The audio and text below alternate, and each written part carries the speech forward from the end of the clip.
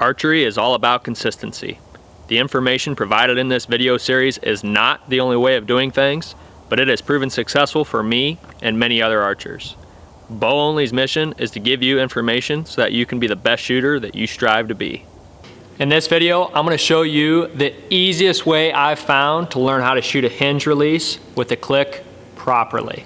Before I begin this video, I just want to mention that there are dozens of different ways to shoot a hinge release, and I've learned a lot of different ways, and it's all personal preference, but I just want to share with you what I've found to be the most consistent and the easiest way to learn how to shoot one. If you have watched our Learn Archery, the process, how to learn how to shoot back tension video, you would know that back tension is not a type of release, but how you activate the release to fire your bow. The goal of back tension is to transfer the hold of the bow into those bigger muscles within your back to hold steadier, execute a cleaner shot, and have a complete surprise release. Right after the resistance release, the hinge release is one of the easiest releases to learn how to shoot back tension with because there is no trigger to punch or fire the shot on command. With the method that I'm going to show you today, I'm going to show you how to fire a hinge with the click. To learn this, you don't want the release set too hot or too cold. Just start with it so that it's right close to the middle and so that it's comfortable and you can draw back with all 3 fingers on the release. You can fine tune how hot or cold you want your hinge release set just based on personal preference. Just like learning how to shoot back tension with any other release, you can't just jump up to a 20-yard target and start shooting right away. I highly encourage you to check out our Learn Archery, the process, how to learn how to shoot back tension video, as that will walk you through the entire process that you need to do in order to learn how to shoot with back tension and take control of your shot for the rest of your life. Like I said, there are many different ways to shoot a hinge release, but I'm going to share with you what is easiest to repeat for most people and the easiest to learn for most people as well. Not only that, but it is one of the most accurate ways to shoot a hinge that I've personally ever found. I set the release in the very middle of the center pads of my fingers.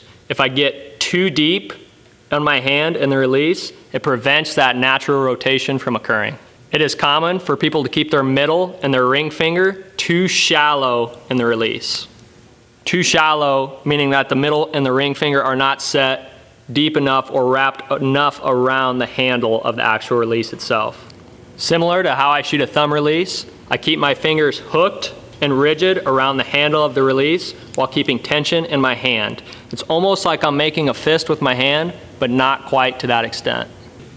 To draw, keep more pressure focused on the thumb peg and the index finger to keep the release from firing while you keep your middle and ring fingers hooked around the handle of the release.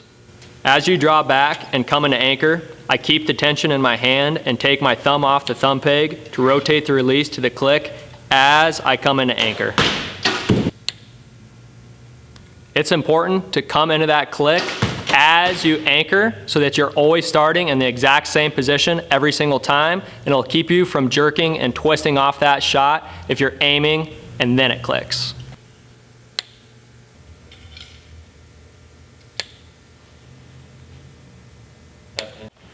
After you come into the click, keep your thumb and your pinky facing each other. If your thumb is pointed straight down or if your pinky is pointed straight out, it will cause rigidity in your whole hand because your thumb, index finger, and pinky are all connected. If one of those is rigid, they're all rigid. And if your index finger is rigid, you'll not get that natural rotation to occur because your index finger will not allow that rotation to happen when you stretch that hand out. My fingers on the release do not slide or relax. I stretch out my hand, and as I stretch my hand, a natural rotation of the release occurs. When I stretch out my hand, you can see the natural rotation that occurs. When I shoot, you don't really see this rotation and you don't really feel it, but there's a slight pressure transfer between the fingers on your release. This should first be learned on a string because it takes a lot of repetition and a lot of practice to really get this down. Here are a few key things to remember when shooting a hinge using this method. The placement of your fingers on the release has to be consistent. Once they are set, do not relax or slide your fingers on the release. They are hooked around the release and are rigid. Your fingers aren't relaxing during the shot. Your hand is stretching and lengthening out as your fingers remain rigid around the release. Keep the release arm elbow pulling straight back to keep the tension against your back wall to keep from coming out of your valley. Remember to always stare at what you want to hit, your target, not your pin. You should look through your pin at what you want to hit. Your follow-through should be your bow hand going straight towards the target, while your release hand comes directly over the top of your release arm shoulder.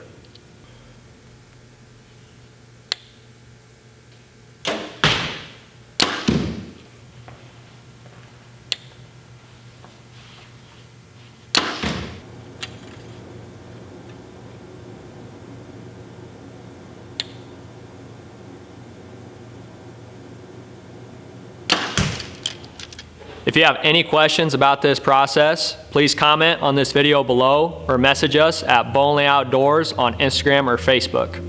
I'm Josh Flaster with Bowonly Outdoors. Thanks for watching.